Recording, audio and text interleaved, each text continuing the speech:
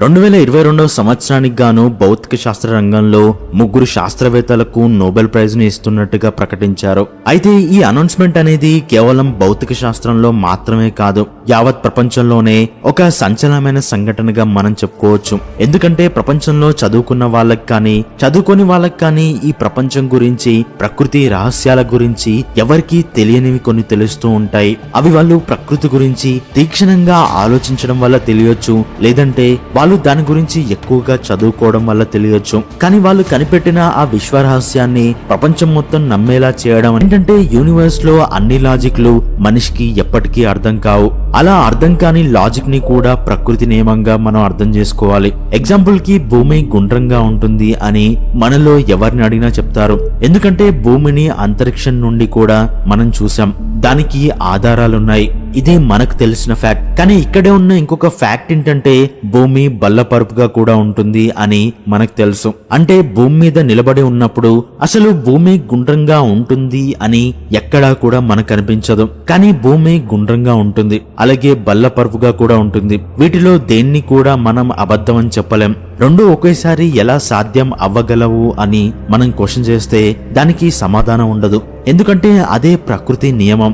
సరిగ్గా అలాంటిదే యూనివర్స్ అస్తిత్వం విషయంలో కూడా జరుగుతుంది.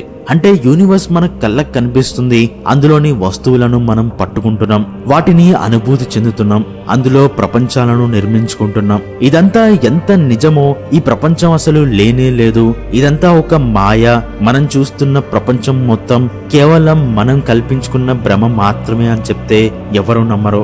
కానీ యూనివర్స్ ఉంది అనేది ఎంత వాస్తవమో, ఈ యూనివర్స్ లేదు అనేది కూడా అంతే వాస్తవం. మొదటి తరం శాస్త్రవేత్తలు యూనివర్స్ ని ఒక సూక్ష్మమైన భౌతిక పదార్థంగా ఎలా కనుక్కున్నారో, అలాగే రెండవ తరం శాస్త్రవేత్తలు ఈ యూనివర్స్ ని ఒక భ్రమగా కనుక్కొని ఆశ్చర్యపోయారు. దాన్ని ఇప్పుడు శాస్త్రవేత్తలు అబద్ధమైతే బాగుండు అనుకుంటున్నారు. అండ్ దాన్ని ఇప్పుడు సైంటిస్టులు నిజం చేశారు. అందుకు ధృవీకరణగా నోబెల్ అవార్డు కూడా లభించింది. దాని గురించి ఇంకొంచెం టెక్నికల్ గా మాట్లాడుకుంటే, చరిత్రలో రెండవ సైంటిఫిక్ రెవల్యూషన్ గా క్వాంటమ్ మెకానిక్స్ ని చెప్పుకోవచ్చు. అలాంటి క్వాంటమ్ మెకానిక్స్ లో శాస్త్రవేత్తలు ఎన్నో వింత విషయాలను కనుక్కున్నారు. వాటిని ఎంతో మంది సైంటిస్టులు తప్పు అని కూడా నిరూపించాలని ట్రై చేశారు. అందులో ఆల్బర్ట్ ఐన్స్టీన్ మొదటివాడని చెప్పుకోవచ్చు. ఎందుకంటే క్వాంటమ్ మెకానిక్స్ అనేది నిజం అని ప్రూవ్ అయితే, ఐన్స్టీన్ యూనివర్స్ గురించి చేసిన సిద్ధాంతాలన్నీ కూడా తప్పు అని ప్రూవ్ అవుతుంది. కాబట్టి ముందుగా ఐన్స్టీనే క్వాంటమ్ మెకానిక్స్ ని అడ్డుకోవడానికి థియరీ ఆఫ్ ఎవ్రీథింగ్ అనే సిద్ధాంతాన్ని కనుక్కోవాలి అనుకున్నాడు. దానికోసం తన జీవితపు చివరి రోజుల్లో కూడా పిచ్చిగా ప్రయత్నిస్తూ పోయాడు. కానీ దాన్ని కనుక్కోలేకపోయాడు. అయితే అసలు థియరీ ఆఫ్ ఎవ్రీథింగ్ అంటే